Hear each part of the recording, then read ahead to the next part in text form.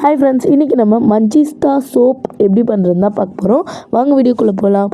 அதுக்கு ஒரு பவுலில் கஸ்தூரி மஞ்சள் தூள் ஒரு ஸ்பூன், முல்தானி மட்டி ஒரு ஸ்பூன், மஞ்சிஸ்டா பவுடர் ஒரு ஸ்பூன் சேர்த்து இது கூட உங்கள் ஃபேவரட்டான எசென்ஷியல் ஆயில், பர்ஃப்யூம் ஏதாச்சும் ஒன்று சேர்த்துக்கோங்க.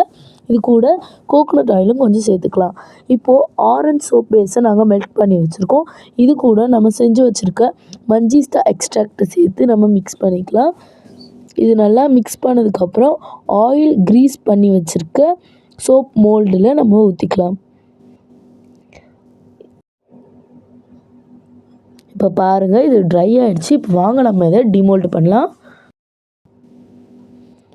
பாருங்கள் எவ்வளோ அழகாக நமக்கு மஞ்சிஸ்டா சோப் கிடச்சிருக்குன்னு.